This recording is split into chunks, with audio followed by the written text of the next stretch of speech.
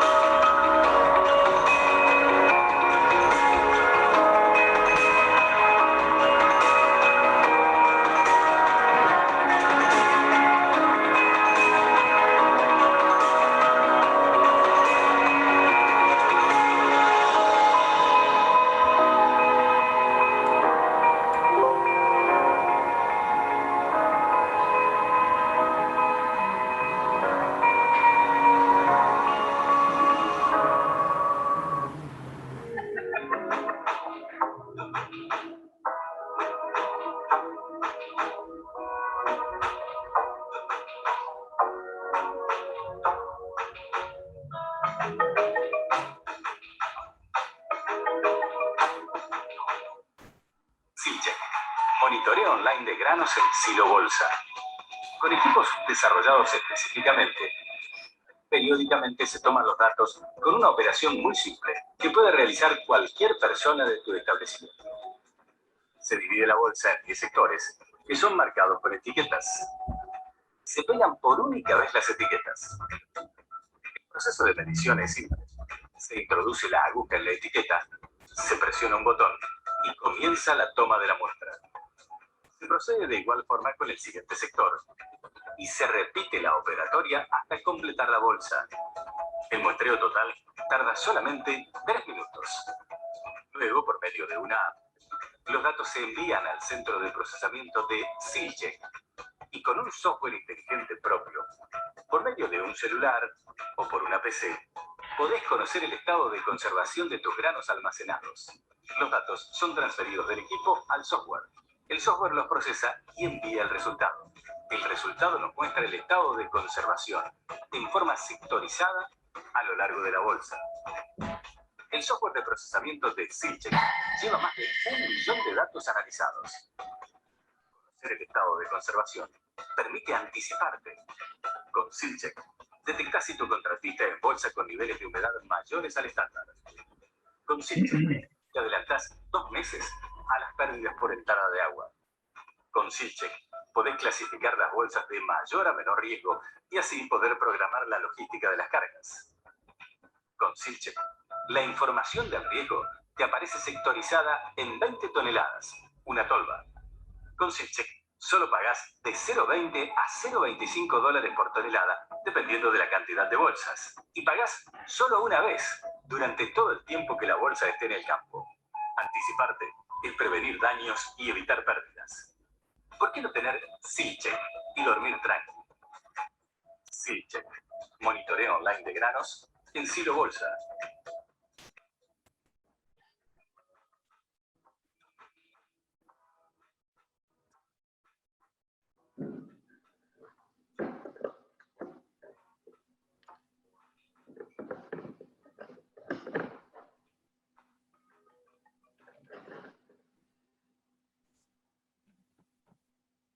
Buen día, 8:32 de este 25 de agosto, y ya estamos en el 6º taller de este ciclo Descubriendo el Potencial de la Agricultura Digital. Buen día, Vicky, buen día, Joaco. ¿Cómo andan, compañeros de ruta? Ahora vamos a darle la bienvenida a los 2 panelistas, pero queremos dar la bienvenida formal. ¿Cómo Buen día están a todos? todos.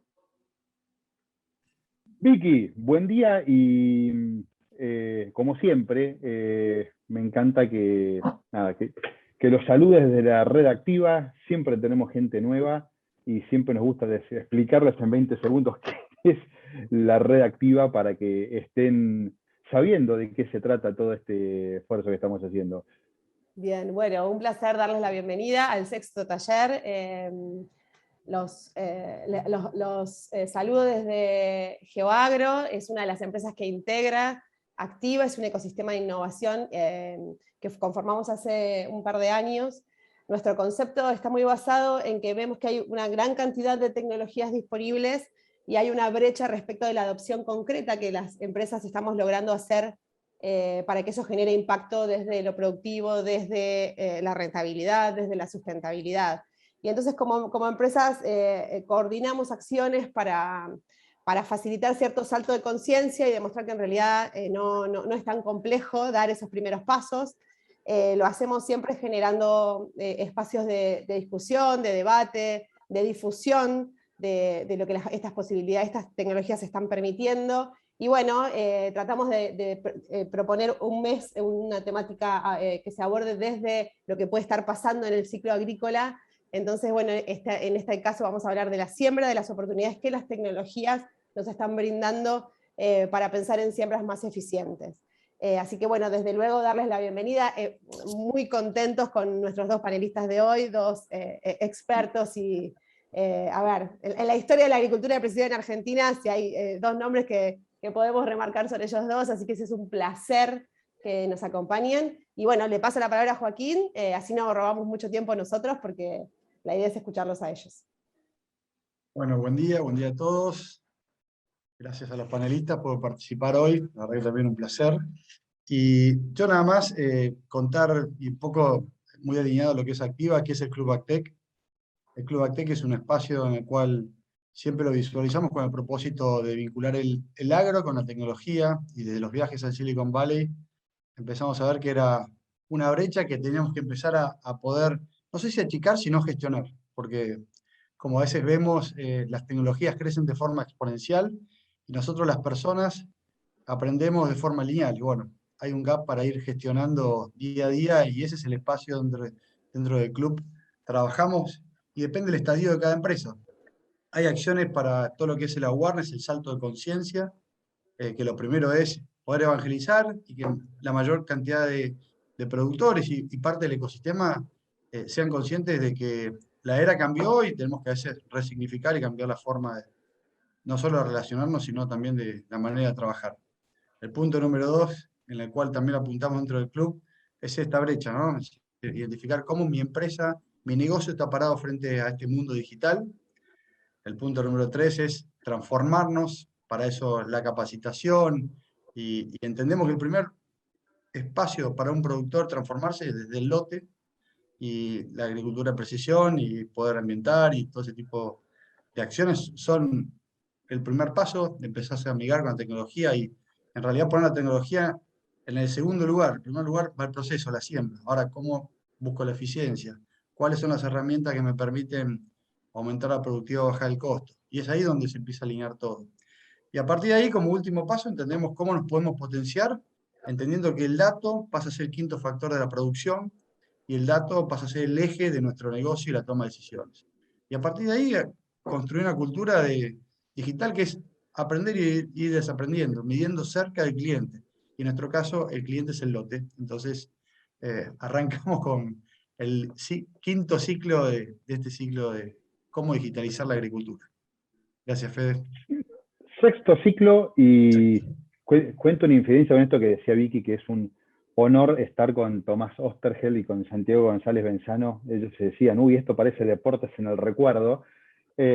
No, ¿qué deportes en el recuerdo? Hay un montón de recuerdos, pero son gente que hace 20 años o más de 20 años viene hablando de esto y por eso queríamos tenerlos en este momento donde estamos ya pensando en el futuro, poniendo la campaña 21-22 en marcha.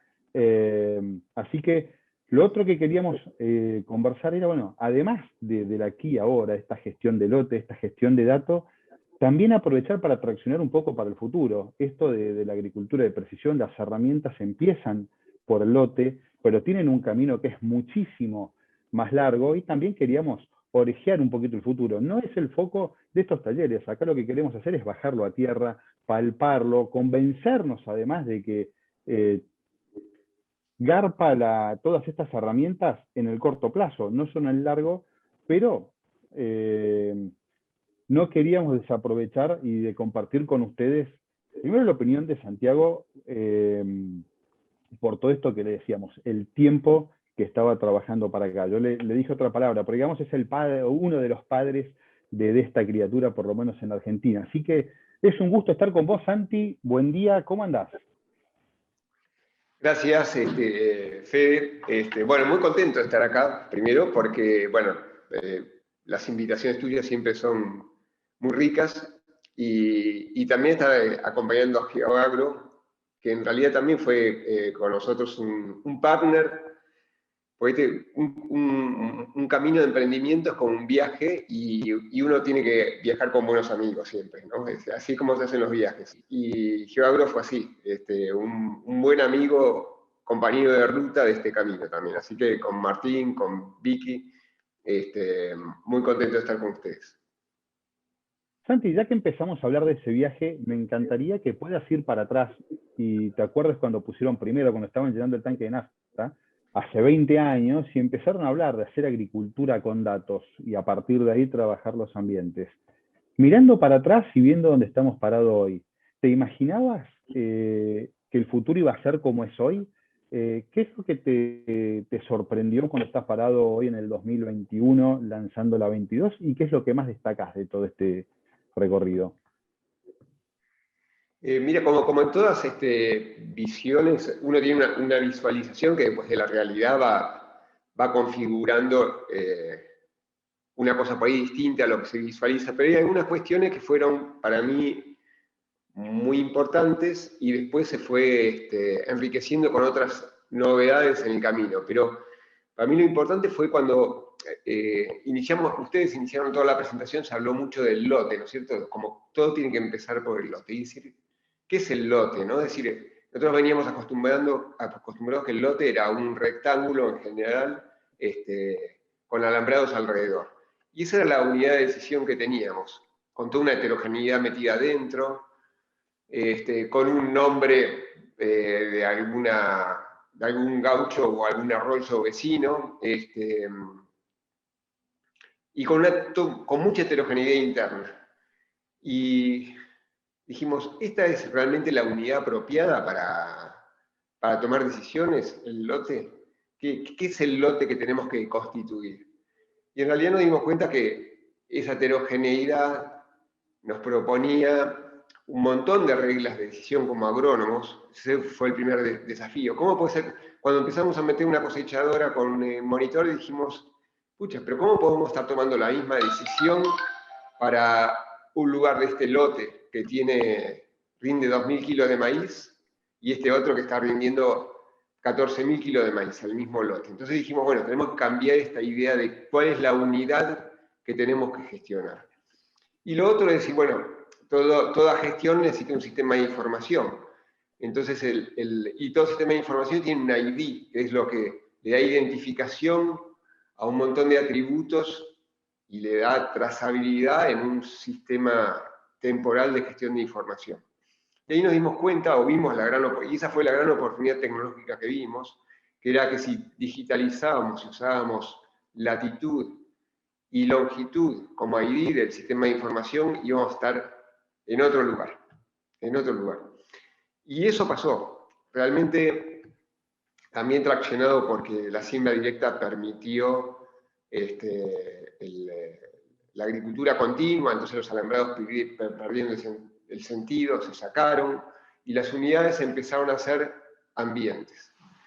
Y el otro paso que vimos, que no es tan tecnológico, sino es tan de procesos, es trabajar la comunicación. Es decir, había que trabajar un nuevo lenguaje para poder protocolizar, o sea, generar conocimiento por ambientes. Y como también en ese momento empezamos a tocar contacto con todo lo que era el conocimiento en red, y además veníamos de ACREA, la posibilidad de generar nomenclaturas comunes, idiomas comunes, para usar las plataformas tecnológicas para colaborar y crear conocimiento o reglas de edición por ambiente, fue muy útil. Así que en la zona oeste, donde trabajamos mucho con Tomás, desarrollamos todos un montón de protocolos de regla de decisión por ambiente. O sea, ya no era decir, ¿qué densidad hay que ponerle al potrero La María? La pregunta era diciendo, ¿qué densidad hay que ponerle a la loma arenosa, a la loma, al tapto? Cada uno con sus definiciones y parámetros. Si era loma era porque tenía tal porcentaje de arena, si era tapto era porque tenía tal pH. Entonces fue un proceso para mí apasionante, muy disruptivo, y después eso fue lo que visualizamos y empujamos. Lo nuevo que se vino fue todo lo que fue Big Data, y la posibilidad de manejar grandes volúmenes de datos muy ya por fuera del Excel que veníamos acostumbrados a manejar. Eso fue lo que apareció en el camino como segunda aceleración, ¿no? Santi, cuando empiezan a aparecer estos nuevos datos y te empiezan a mostrar el lote de otra manera y encima me metes esta cultura de CREA, de conversar, de medir, me imagino que eso generó o los obligó a generar cambios en la forma de trabajo. ¿Cómo pegaron esos cambios en la cultura de trabajo y qué aprendieron o qué manera generó de hacer las cosas agronómicamente? Sí, ahí en realidad lo que te abre es toda esta ventana tecnológica o posibilidad que se abrió de tecnología, pero de operación, es el desconocimiento que uno tenía. Porque realmente uno, al tomar reglas de decisión por promedios, como venía trabajando, y tenía ahora la posibilidad de tomar reglas de decisión por sitio específico, con una variabilidad mucho más grande que la que tenía a nivel de lotes promedio, se daba cuenta que esas reglas de decisión no las tenía. Entonces, tuvimos varios desafíos. Uno, como agrónomos, fue generar ese conocimiento. No estábamos, en esas reglas de decisión no estaban. La otra es de gestión y operación dentro de las empresas, porque no era lo mismo dar las órdenes a los tractoristas todas las mañanas en el alero del escritorio de la estancia, a generar prescripciones georreferenciadas usando sistemas de información geográficos e interactuar con el contratista con estos shapes. Ese fue un cambio también muy, muy fuerte, porque rompió los esquemas o las estructuras jerárquicas también de cómo se organizaba la gestión de conocimiento. Así que ese fue un desafío que nos obligó a trabajar muy distinto. Por ejemplo, en esa época en la que crea Henderson Deró, creamos el grupo de gerentes que antes eran encargados, porque veíamos que había que, mucho de esta operación ya no lo podían resolver los dueños, sino que tenían que empoderar a los gerentes de producción para poder tener la autonomía suficiente y el vuelo suficiente en el desarrollo de todo esto. Y a nivel de agrónomos, bueno, fue un desafío muy, muy grande que nos obligó a una interacción muy grande y a un diseño también experimental distinto, tomando al sistema productivo como un gran laboratorio viviente para poder generar el conocimiento que nos estaba haciendo falta.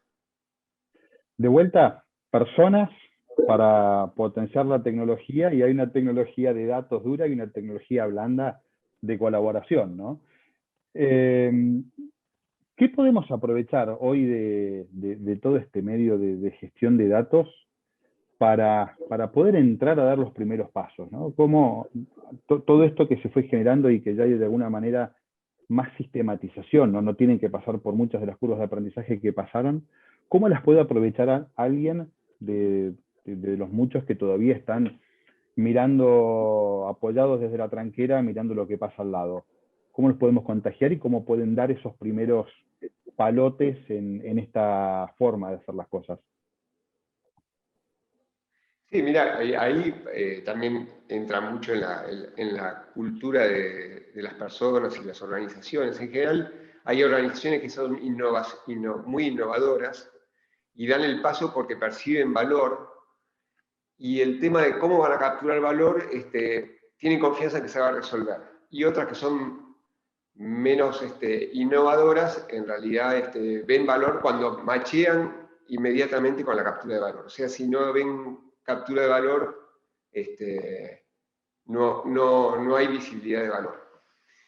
Hoy en esta gestión georreferenciada, digital, ya la captura de valor es muy evidente. Entonces, uno puede incorporar este proceso no como innovación, sino ya directamente como una resolución de problemas de eficiencia y búsqueda de captura de valor inmediata.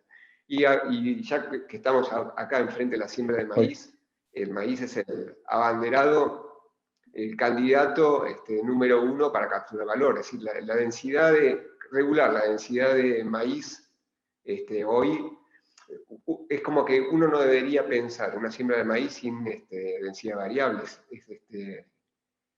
No sé, por lo menos toda la experiencia que uno tuvo en el oeste de la provincia de Buenos Aires, la densidad variable para el maíz es la vida o la muerte del resultado económico de ese lote. Imagínate que en una loma arenosa, que uno siembre 80.000 semillas y pierda el cultivo, o sea, en la loma, no coseche nada, a sembrar 30.000 semillas y cosechar 4.000 kilos, es una diferencia abismal de negocio. Entonces, eso ya se puede hacer, está ahí. Entonces, ese me parece que es si uno no tiene un espíritu demasiado innovador, debería entrar por ese cuento, por ese relato. Si uno es innovador, hay relatos mucho más potentes también atrás, que podemos hablar de eso, porque realmente hay mucho para entrar también por otras razones. Ahí voy a ir creo que a ese lugar que estás pensando, pero viste por ahí el dicho, no, yo conozco mi campo es todo plano, estoy en una zona de clase 1. ¿Es sostenible todavía ese argumento, la heterogeneidad y la necesidad de medir? Si uno se pone a medir, encuentra diferencias en todos lados, ¿no? ¿Cómo es esa realidad agronómica? Ya, también hay lotes, hay zonas homogéneas, uno no se tiene que pelear con todo, ¿no? Es decir, esto no es todo binario, hay zonas más homogéneas y zonas más heterogéneas.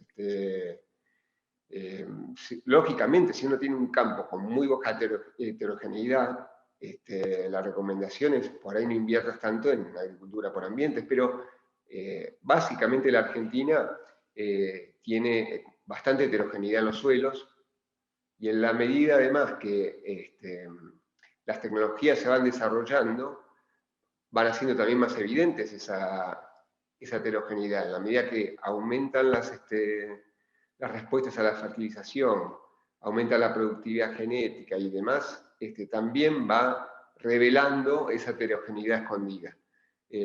Por ejemplo, pueden aparecer micronutrientes, respuesta a micronutrientes. Mirá qué desafío ese para la agricultura de precisión, porque seguramente hay una distribución heterogénea de esos nutrientes en el suelo.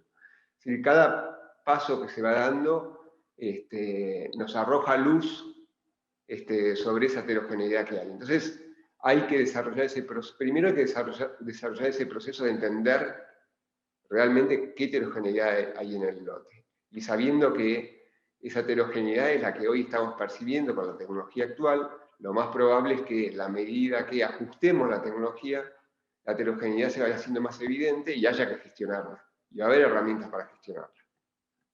Santi, y te hago una última, porque solemos tirar, y a veces los que no somos productores, pero estamos cerca de ellos, les machacamos, los productores no adoptan la agricultura de precisión, y puede ser, pero ¿son los únicos responsables de esto, o los únicos no responsables, los únicos que tienen posibilidad de inferir sobre esto, o también hay posibilidades de trabajo para otros actores de la cadena, o del ecosistema, que me gusta más.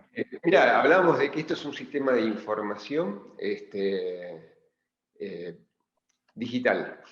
Y hay un sistema de comunicación muy metido acá adentro, ¿no es cierto? Entonces, hoy ya al productor agropecuario lo vemos metido dentro de una cadena de valor. Es decir, el productor agropecuario no es un llanero solitario ahí comprando insumos, sembrando y solito en el mundo.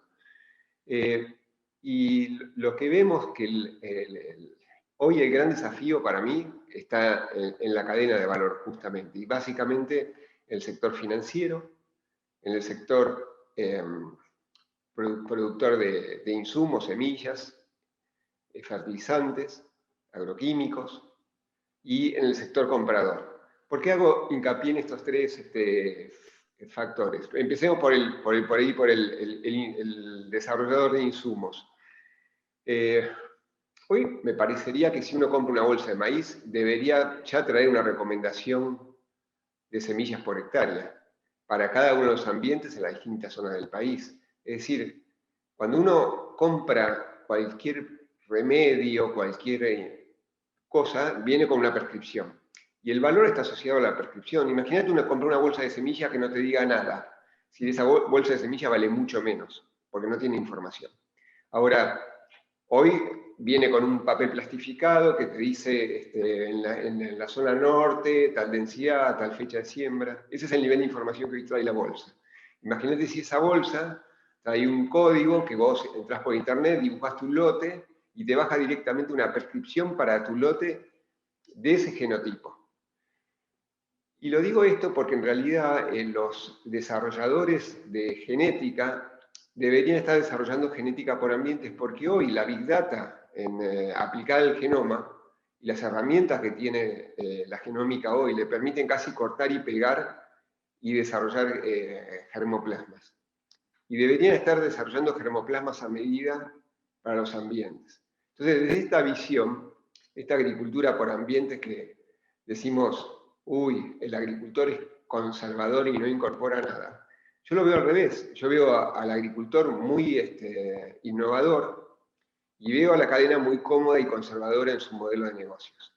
Y es la cadena la que hoy tiene también botones para apretar y darle velocidad a todo este proceso.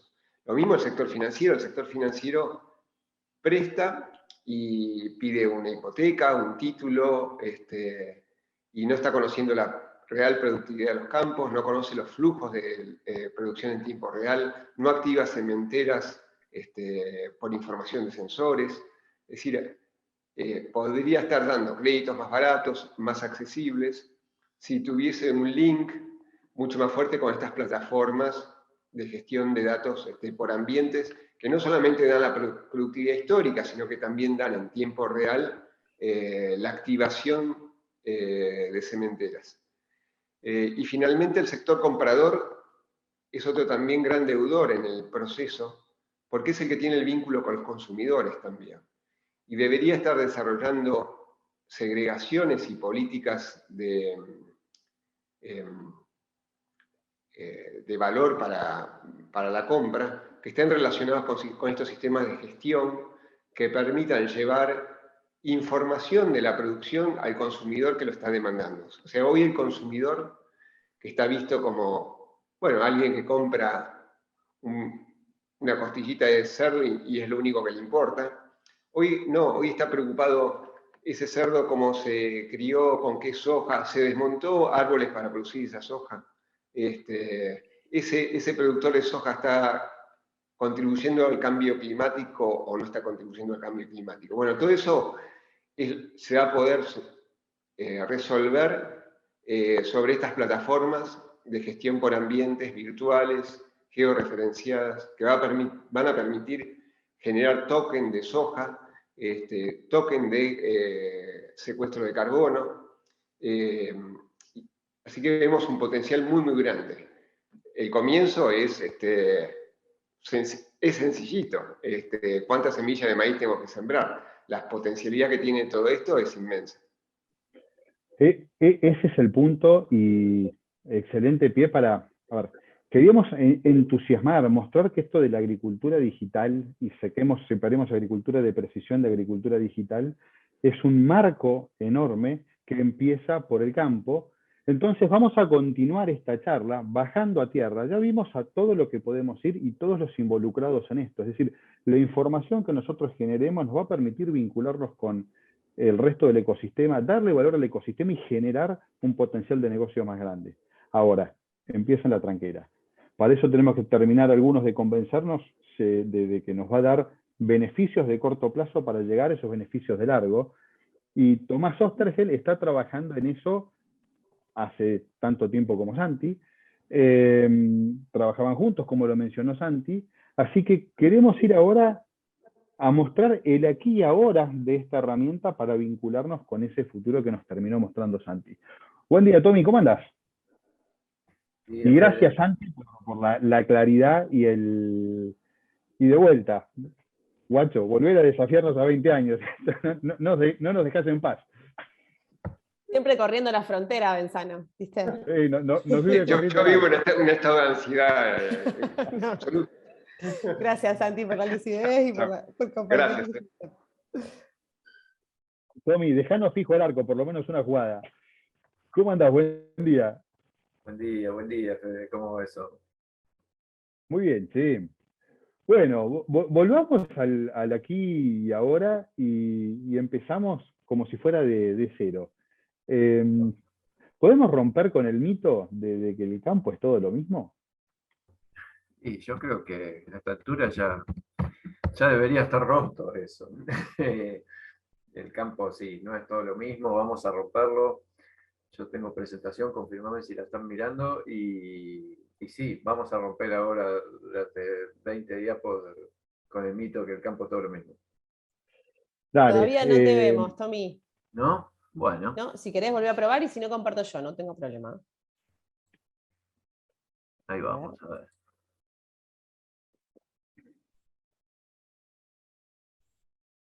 ¿Ahora? Ahora sí. Ahí Va queriendo. va Sí. queriendo. Poner la presentación para que sea grande, ahí está. Vamos a empezar una pista de carrera para variar un poco. Línea de largada, si cambiamos de deporte, vamos a terminar acalambrados hoy. Línea de largada, sí. Así que bueno, vamos a charlar sobre eso. Vamos a tratar de romper ese mito, ¿te parece? Me encanta. A Bueno. ver, ¿por dónde vamos a arrancar? ¿Vamos a arrancar por los criterios? ¿Cómo son las reglas de esta carrera? ¿Cuáles son los criterios con los que podemos dividir? Dale.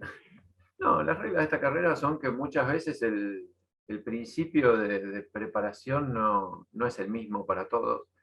Hay muchos que hemos arrancado con imágenes satelitales o que tenemos esa especie de vicio de arrancar con imágenes satelitales porque no hay otras cosas, es lo que nos pasaba hace 20 años y nos sigue pasando muchas veces ahora. Y hay un montón de cosas que son las que están ahí, que por ahí los que están participando de la reunión se sienten identificados con alguna de ellas.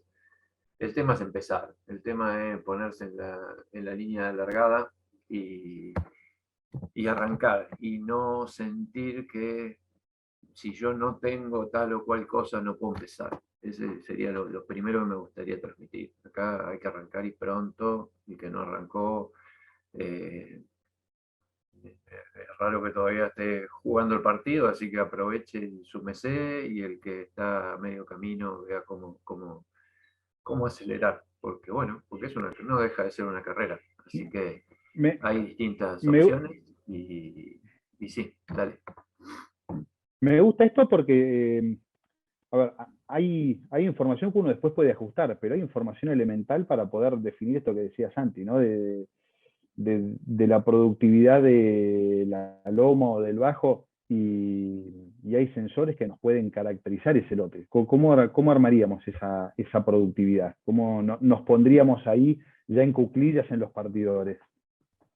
Y mira, nosotros llevamos montones de años trabajando con estos mapas, ¿no? Nuestro querido mapa de productividad, que lo único que nos dice y es que puede tener información evaluada de 20 años, que no es poco. Podemos tener de esto 20 años para atrás o 30 años para atrás, o sea, calculo que por lo menos 30, y en donde lo que nos dicen los datos fríos es a dónde históricamente siempre a los cultivos o a tal cultivo o en tal situación a tal cultivo, a dónde le gusta y a dónde no le gusta. Esa frase la venimos repitiendo hace mucho.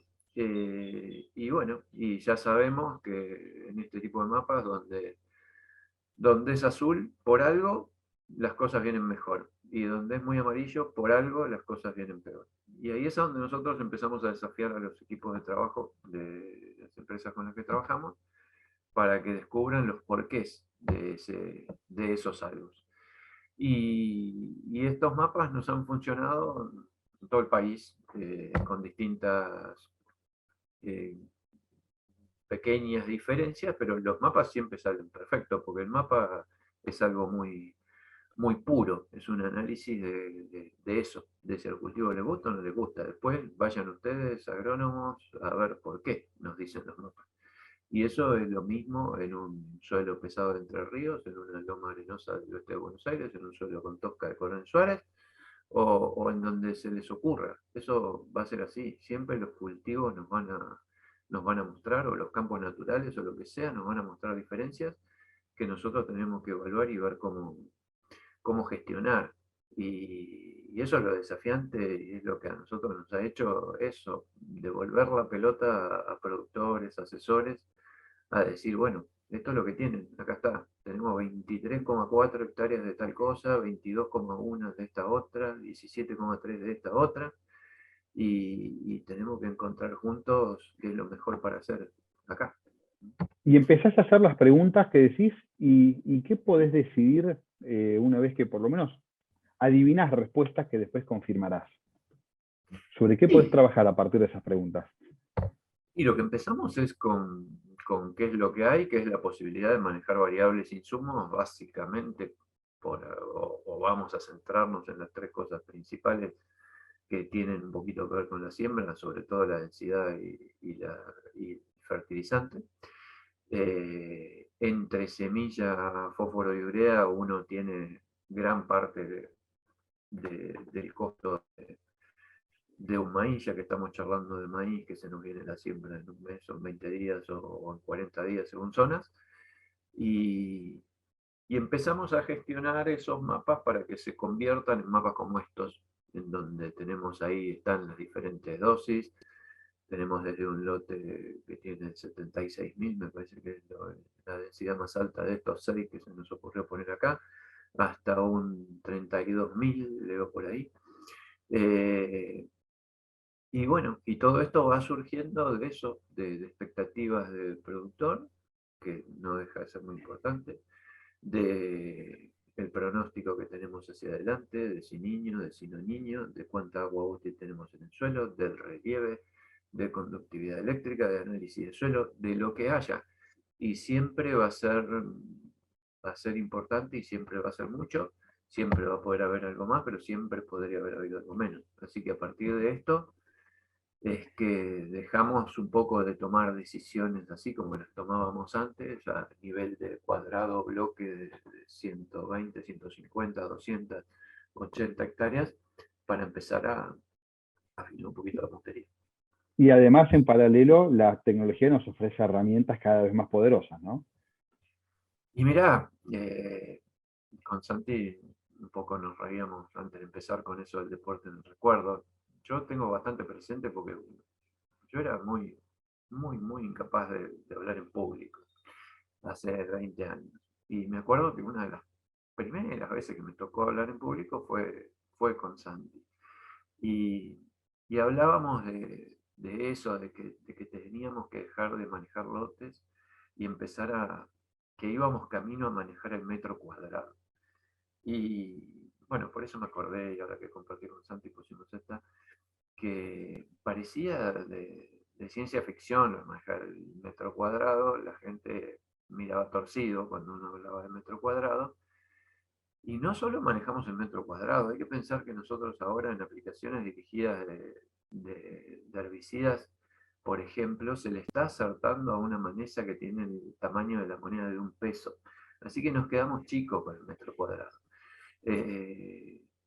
Bueno, va a venir todo eso que dijo Santi, va a venir todo lo que ya sabemos que está, y una de las cosas que nos toca es democratizar y generalizar esas cosas que sabemos que están, pero que hay que acelerar para que estén en todos lados. No, ahí quería ir, porque yo me acuerdo que lo mismo que decís vos de hace varios años, decirle, bueno, quisiera saber el promedio de producción de pasto de un lote. Bueno, tenemos que encontrar el píxel que tenemos que tomar, porque los píxeles son enormes, que encontrar un píxel puro. Y veo las imágenes que nos dan los satélites. Me parece muy, muy clara esa foto que está mostrando, ¿no? Sí. Ahora, ¿cómo lo hacemos? Acá estamos pudiendo... Vamos al lote. Vamos al lote. Ahí te decía, avancemos y pongamos, no, ya está. Ya está la Vamos al carrera, lote. ya sabemos cómo la tenemos que correr. Vayamos hacia abajo. Vamos al lote, esto es lo que teníamos, esto es lo que charlamos de los mapas de productividad. Al mismo tiempo fuimos definiendo macroambientes, porque no solo es la micro, sino también la macro. Con la macro sola no alcanza, porque dentro de la macro, que es ese gran pedazo verde oscuro, por ejemplo, uno tiene la micro, que es esta, en donde se divide y todavía hay que hacer esos cambios de densidad. En la macro uno puede plantear diferentes rotaciones, en la micro uno puede plantear diferentes densidades, diferentes fertilizaciones. Y eso hace que los lotes se empiecen a ver así, que hace un par de años uno empiece a ver los lotes así, redibujados y con aplicación variable dentro de esos macroambientes. ¿Obstáculos? Volviendo a la carrera, y sí, hay obstáculos, pero todos son salvables. Los obstáculos más grandes que tenemos es que hay que congeniar distintos equipos de trabajo, desde los tecnológicos hasta estos que son los que estamos acostumbrados a ver en el campo, y hay que gestionar y charlar y hacer que todos esos mundos que parecen distintos se entiendan y se empiecen a hilvanar las decisiones, porque es bastante sencillo entender la heterogeneidad, entender que están todos lados, entender que hay que hacer variables, entender que hay un montón de plata y de captura de valor de por medio, y hay que armar el caminito para que eso pase, y muchas veces hay gente que se ha sentido frustrada en ese caminito, y es lo que tenemos que romper, porque cuando viene la frustración después las cosas no pasan. Dejame un segundo ahí, Dale. porque me parece central. Nos volvemos locos con la tecnología y creemos que la tecnología es la que nos va a resolver, y es claro que si no podemos congeniar estas dos culturas, vamos a fracasar. ¿Cómo lo has hecho o qué aprendiste para poder oficiar de traductor en estos dos lenguajes? Y sí, yo siempre, también desde hace muchos años me gustó la palabra lenguaraz. Yo trataba de ponerme como el lenguaraz entre las tecnologías y el campo. No sé cuánto lo he logrado, pero siempre fue un poco lo que como equipo nos ha tratado de mover. Y bueno, y sí, y es eso, es mucho charlar, es hablar, es tener la confianza, es conocer los dos idiomas, es sacar los miedos, que la gente del campo entienda un poquito más de cómo vive esa gente más ligada a la tecnología, y que esa gente más ligada a la tecnología entienda el idioma de arriba de la casilla o de arriba del tractor, y juntar esos dos mundos. Y cuando uno junta mundos distintos es muy bueno lo que pasa. Entonces, nada, funciona. Es cuestión de poner en contacto a las personas y las cosas empiezan a fluir inmediatamente. No, paraba ahí porque los agrónomos tenemos la tendencia, por lo menos yo y varios que conozco, tenemos la tendencia a querer resolver la cuestión operativa, pero si no alineamos, y esto me lo marca Joaco todo el tiempo, y uno quiere enseguida salir a correr a trabajar, pero es clave, y los proyectos muchas veces fracasan no por la tecnología o no por el agrónomo, sino porque nos olvidamos de congeniar esto. Así que dicho esto, puesto sobre la mesa y aclarado y rubricado, ahora sí, vayamos a Y sí, ponernos en marcha con la sí. herramienta y su uso y sus posibilidades. Dale. Hace poco, para cerrar esto tuyo que decís, no me acuerdo en qué contexto era, alguien decía que cuando uno tiene un problema tiene que gastar el 95% del tiempo en entenderlo y después el 5% siguiente en solucionarlo. Entonces, ese es eso. Así que bueno, yendo a cómo hacerlo, bueno, es fácil, es juntar esos dos números, esos dos mundos, según cada máquina, cada contratista, cada productor, cada equipo de esos que se arman y que se ponen en contacto unos con otros, va a surgir una solución con esos pequeños detalles tenidos en cuenta para que el mapa funcione, el mapa se lea, alguien después lo procese, alguien vaya al campo a estar seguro que las cosas se estén pasando como se previeron. Y bueno, y se arman las prescripciones. Acá hay un caso en donde acá vemos el mapa de prescripción a la izquierda, algo que todo el mundo debe estar acostumbrado, o gran parte de la gente está acostumbrada a conocer. Un mapa de aplicación a la derecha, ya algo que no todo el mundo, porque hay muchos mapas de aplicación que duermen arriba de las máquinas porque nunca nadie los bajó. Y hay muchísima información muy valiosa ahí por procesar. De a poco van No se bajó, ni sabemos que está, ¿no? Mucha gente puede no saber qué está, o muchos no saben cómo bajarlo. De a poco van a empezar a estar cargados en la nube de internet, pero eso también alguien lo va a tener que ver. O sea, juntar datos porque sí, tampoco nos va a salvar de nada. Así que siempre vamos a estar alguna persona ocupada en trabajarlo, porque si no, no va a generar. Estos son de la misma fuente de datos, que es una siembra, distintos números, la densidad, la velocidad, la altimetría, montones de mapas de altimetría descansan arriba de cosechadoras y tractores que podrían generar muchísimo valor y que hay que alguien trabajarlos. Simulación, producción de cuántas hectáreas por hora se está sembrando, fecha, lo que sea, montones de cosas que hay arriba de las tarjetas y de los sectores. Y después de toda la cosa agronómica, que en esta charla no nos da tiempo para ver todo lo que pasa, pero bueno, el tema era hacer unos puntapiés y tratar de avanzar sobre el tema de la siembra y las distintas variedades. Viene la cosecha y el mapa de rendimiento, que también en muchos casos la gente se queda con esa imagen de arriba a la izquierda, que es como que le falta algo a esa imagen de arriba a la izquierda. Y muchas veces en muchos lotes nos quedamos con suerte en que desde arriba del tractor alguien dijo, che, no sabés, aprendía 10.000 kilos del bajo y 2.000 kilos la loma. Y eso es para mí la imagen de arriba a la izquierda. Y en el fondo tenemos que ir hacia el dato un poquito más fino, de abajo a la derecha, de cuántas centésimas, cuánto esto, cuánto el otro. Y a partir de... Sí. Claro, lo que no se mide no se mejora, y lo que no se mejora se degenera. Tal cual. Así que bueno, y entonces todo ese mar de datos hay que procesarlo, ver cuánto dio, en este caso, donde pusimos 60.000 semillas, cuánto dio donde pusimos 45. Y el último paso es empezar a ver este tipo de cosas, que es cuánta plata gastamos en donde pusimos, en este caso, este es otro caso de 72, 60 y 45, en donde ahí vemos los márgenes netos por hectárea y la rentabilidad. Sé que no te gustan mucho en este tipo de charlas, y te voy a hacer algo, te voy a pedir algo que no te guste y te pido disculpas, porque te gusta más lo gráfico y lo conceptual, pero a modo de ejemplo, está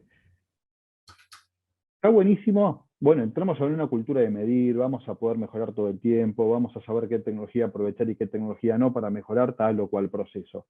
Ahora, yo me paro en la situación que me hubiera tocado estar en otro momento de mi vida y convencer a mi jefe de decirle, bueno, vamos a adoptar esto porque está buenísimo, me interesa como profesional, y mi jefe me va a decir, a ver, ¿me va a dar plata o no me va a dar plata? Más allá de que en el largo plazo el aprender siempre está bueno, me interesa, y un jefe mío decía, me interesa, como dijiste, abajo a la derecha.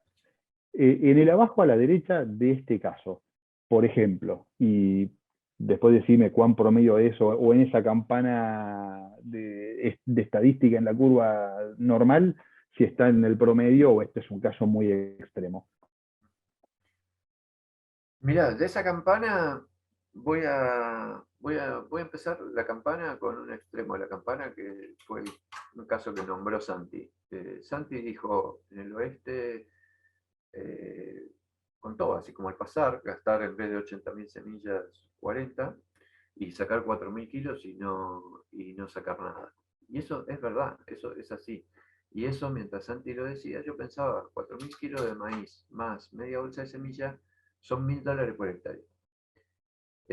Más o menos, serán 900, 1.000. Entonces, ahí tenemos una punta de la campana. Entonces, ¿alguien puede ganar $1.000 por hectárea por hacer variable? Y sí, es eso que contó Santi. En esa hectárea de loma arenosa del oeste de Buenos Aires, en donde en vez de nada, con 80.000, se sacaron 4.000 kilos con 40.000, ahí hay $1.000 por hectárea. Pongámoslo como un extremo. En la otra punta tenemos gente que está haciendo, no sé, aplicación variable de herbicidas como preemergente para no generar fitotoxicidad en la loma y ahorra $2 por hectárea. Entre esos dos y esos 1.000 vamos a encontrar en cada lote el número que querramos. Entonces, si quisiéramos, si tuviéramos un análisis de una base de datos grande de aplicaciones variables, podríamos encontrar desde casos de 1.000 hasta casos de 2.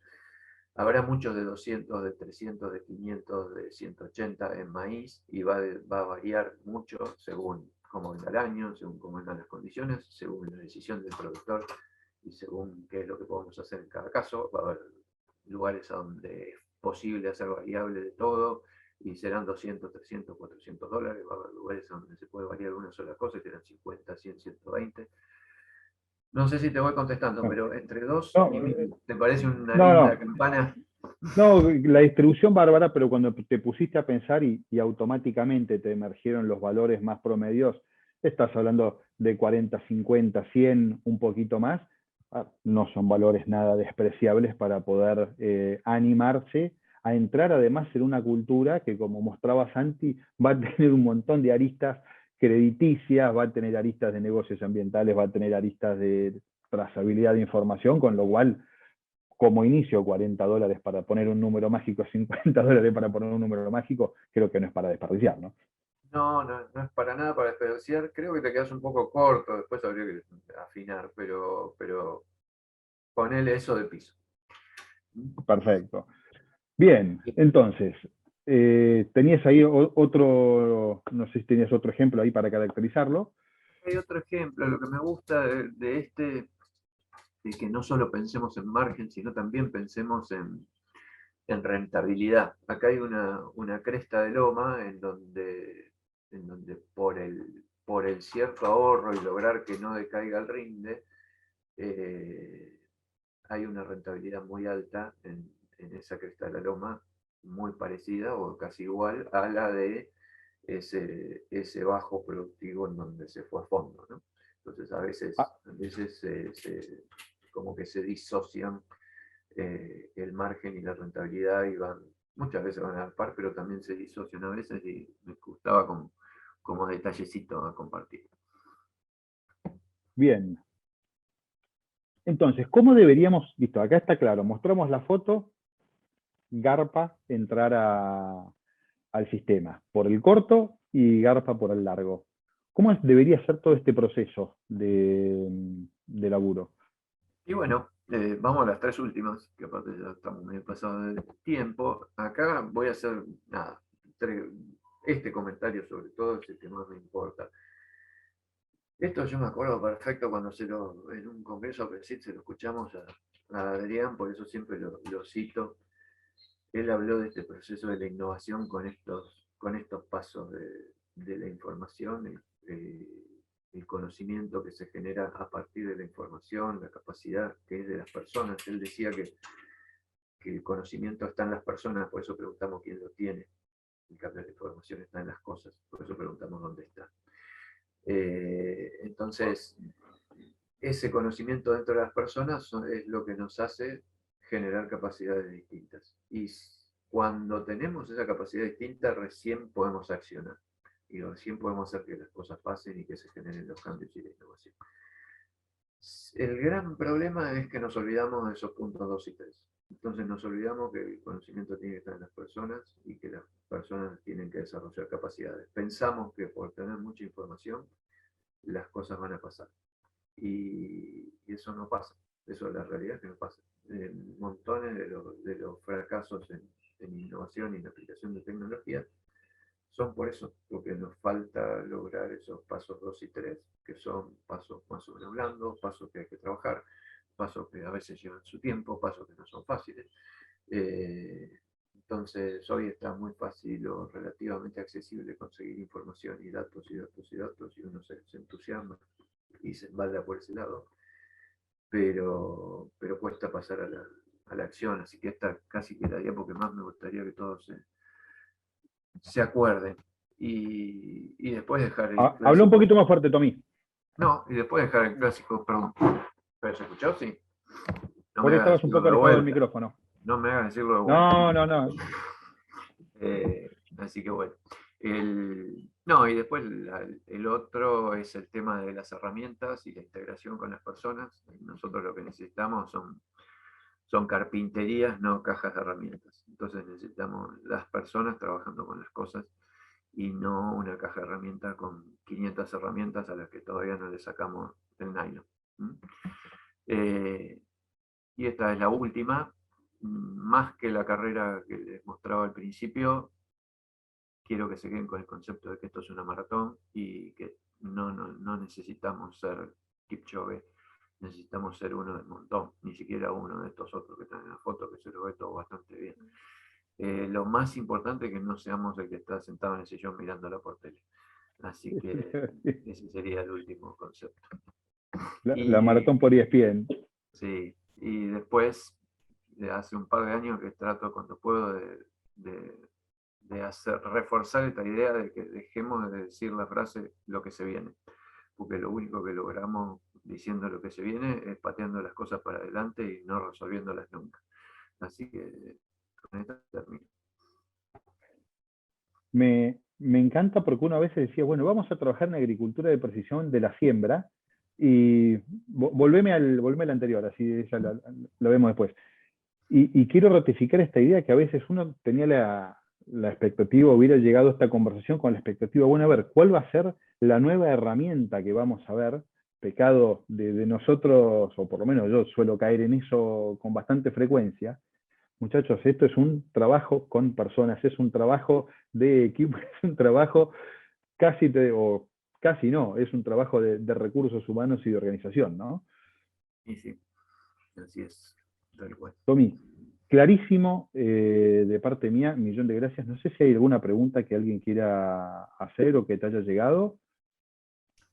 No, Vicky. vamos a reforzar esa idea de que pueden usar la ventana de chat si quieren para hacer alguna consulta para Tomás o para Santi. Nosotros nos embalamos con la presencia de estos invitados de lujo y empezamos a hablar y nos olvidamos de decírselo, pero bueno, si tienen algún comentario pueden hacerlo. Yo simplemente quiero destacar algunas ideas desde el concepto primero volcado por Santiago de que identificamos los lotes por latitud y longitud. Está bueno empezar a pensar, digamos, cuántos de los que estamos acá tenemos algo de información en latitud y longitud y cuánto vamos a tardar para tenerla, ¿no? De nuestros campos. Cuán relevante es por lo menos empezar a dar esos primeros pasos. Pensar en la eficiencia y la búsqueda de invertir de la mejor manera en cada lugar del lote, como el primer paso a recorrer, el primer paso de un camino largo. Digamos, hay un horizonte mucho más largo, más poderoso que nos planteaba Santiago, y está buenísimo pensar que la eficiencia es un fundamento que económicamente es muy redituable, pero que además es el primer paso de un montón de otras cosas. Me parece que es muy valiosa esa reflexión. De lo que mostraba Tomás, destacar el concepto de los mapas como este nuevo lenguaje que nos permite conectar a personas, a conocimiento, a equipamiento, las máquinas que hacen el trabajo en el campo, empezar a mirarlos, a buscar en los cajones, en las tarjetas, digamos, hay información muy valiosa ahí que hay que empezar a poner en valor. En los puntos de partida pueden ser los que quieran, pero hay que empezar a investigar y avanzar. Y bueno, y después esos conceptos de vincular a las personas, por supuesto, y a los análisis cada vez más profundos. Hice algunas reflexiones a ver si se animaban a hacer preguntas, y ahí hay algunas. Así que las vamos a trasladar. No sé, Joaco, si querés leerlas vos. Mientras Joaco lee, uno arrancó con deportes en el recuerdo y otros trató de próceres. No sé mucho. Sí. Y el otro terminó con el epitafio. Acá en realidad hay más que una pregunta, un comentario, ¿no? Ser eficiente es una obligación y no una opción. Y la competitividad es la agenda. Así que bueno, saludando acá de Ecuador. Y yo tomando un poco, y también a veces cuando uno está hablando con productores y piensa que está hablando todo el tiempo esto de ambientar, de la agricultura de precisión, porque no es digital es mucho más sistémico, ve que hay una oportunidad gigante y solo el 25% a 30% de las empresas lo aplican. Después tenemos que ver si lo aplican bien o mal, pero lo aplican. Y a veces uno tiene que entender que esto es un cambio de paradigma. Y yo recién cuando escuchaba a Santi, más allá de pasar a medir el lote a latitud, longitud, cómo es el tema de, porque mucho podemos ambientar y pasar a medir el lote y tener el dato, pero ahora, si vos no empoderás a la persona que está en el lote tomando decisiones como empresario y empezar a que ese que está haciendo, ese que puede mejorar el proceso, el que se puede retroalimentar, que empieza a empoderarse porque empieza a tener información y datos, empieza a tener un conocimiento de ese espacio en el cual va a tomar siempre decisiones más cerca del cliente. ¿Quién es el cliente? El lote. Entonces, esto es un cambio de paradigma, no es una tecnología o una herramienta que te da productividad, porque si no la acompañas con una cultura, generando ese espacio de innovación. Entonces, hubo un camino recorrido donde se descubrió un valor. Ahora, yo lo invitaría al resto de las empresas que abracen ese valor porque ya está. ¿Sí? No hay que descubrirlo, hay que abrazar ese valor y entender que es un cambio de paradigma. Entonces, para eso tenemos que generar los espacios de conversación para poder alinear ese nuevo paradigma y ver cómo podemos aprender, qué tenemos que desaprender y dejar de hablar de lote. Es parte de lo que tenemos que desaprender. Vicky, ¿cómo seguimos el mes que viene? Esto no para. Nos dijeron que es una carrera, sea 100 metros, sea maratón. Fundamental dar el primer paso. Ahora, sigue. ¿Cómo?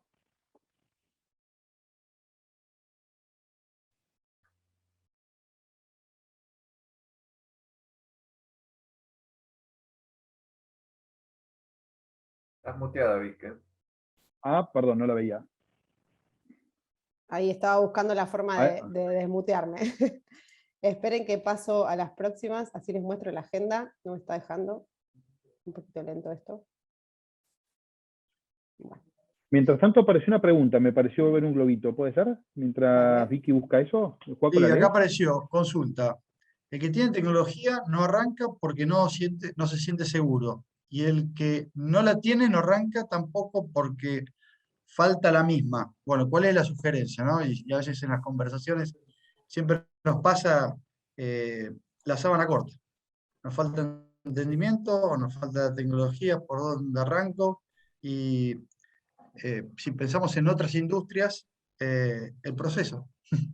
El proceso es, ¿cuál es el método en el cual uno puede empezar a innovar? Y bueno, en función de las metas que tenemos que definir, y ponernos metas alcanzables en un año, simples, para poder aprender. A partir que uno pone las metas, empezar a buscar esas actividades claves o procesos en los cuales uno puede empezar a acercarse más a esas metas. Y parte de esto es, bueno, con qué información tengo, la básica que tengas, pero seguramente esa información te está dando alguna posibilidad de tomar alguna decisión, y cuando se decide se aplica al lote. Cuando aplicamos al lote, ir de vuelta a buscar la información, rescatar, a ver qué aprendimos, qué hay para ajustar, qué hay para mejorar, y esto es una ruedita que no para de terminar, la mejora continua. Y esto con la frase que decía Fede, el que no mide, no mejora, y el que no mejora se degenera. Así que apunta a eso. Pero Tommy, Santi, ¿algo para comentar? A mí lo que me sale agregar es, yo ahí lo que digo siempre es que se dejen ayudar, digamos, hay mucha gente con ganas de trabajar, cualquiera, en cada pueblo hay gente con ganas de trabajar y con ganas de ayudar. Un tema que a veces siento que hace un poquito de freno en estas adopciones y en que las cosas pasen es ese, hay mucha tendencia que no termino de entender por qué, a que es un tema que se considera que la gente tiene que poder ser autosuficiente. Y no, justamente hay que trabajar en equipo, se tienen que dejar ayudar, es muy barato dejarse ayudar. Lo único que se me ocurre agregarle a lo de Joaco, que es tal cual, nada, trabajen en equipo, no hay que ser especialista en todo y consigan quien les dé una mano.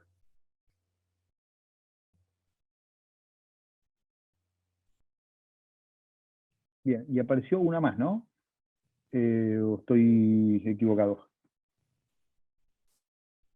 Sí, acá hay un Bueno, comentario más que dice: la adopción y el orden de implementación, según las prioridades para el uso de herramientas de agricultura de precisión, va en función de aquellas actividades que más rápido se recupera la inversión. Relación costo-beneficio. Enfocarse siempre en lo perfecto es enemigo de lo práctico. En el campo hay que ser práctico, esto nos dice Leónidas. Está buena la buenísimo. reflexión. Sí, tal tan cual. perfecto enemigo de lo bueno. Y Sí, totalmente. me meto de vuelta un cachito, una cosa que me olvidé decir, que la quería decir. Está el tema ese de que uno genera heterogeneidad con la variable, que no puedo empezar hasta que no tenga tal cosa. Eso, nada, la pone de punta eso, gente. Generamos heterogeneidad con las aplicaciones fijas durante 10.000 años de la agricultura. Cuando todo lo que hagamos para el lado de la variable es al revés, no vamos a generar heterogeneidad, vamos a tratar de ir acomodando las cosas hacia donde las tenemos que acomodar. Bien. Bueno, Vicky, ¿cómo seguimos? Bueno, ahí finalmente encontré el calendario. Tal como les decía, este ciclo propone un taller por mes. El próximo encuentro va a ser en el mes de septiembre, el 16 de septiembre, o sea, tercer jueves del mes. En agosto, excepcionalmente, y porque hay una agenda repleta de eventos, nos pasamos lo postergamos una semana, pero en septiembre sí vamos el tercer jueves del mes, y vamos a hablar de seguimiento de cultivos y refertilizaciones por ambientes, pensando también en refertilizaciones de maíz, herramientas que nos brinda el monitoreo satelital para detectar muy diferentes tipos de sucesos que pueden estar dándose sobre los cultivos, y que los satélites nos permitan detectarlo y validarlo bien y tomar decisiones a tiempo. Así que bueno, todos invitados a participar el 16 de septiembre. Impecable entonces. 9:36, casi un relojito, creo que nos pasamos 4 minutos. Saludarlos a todos, desearles un excelente lanzamiento de siembra, y los esperamos en el 7º episodio de este ciclo, de esta campaña. Tommy, Santi, ha sido un placer grande, grande, grande. Gracias por la síntesis, y a los que nos han acompañado, gracias. Con Joaco y Vicky nos vemos en un ratito nomás laburando. Gracias a todos, un placer. Gracias, Chau, Santiago, muchas gracias, gracias. Tomás. Chau, Un chau. gusto. Gracias, Saludos. gracias. Hasta la próxima. Muchas gracias. Chau, chau.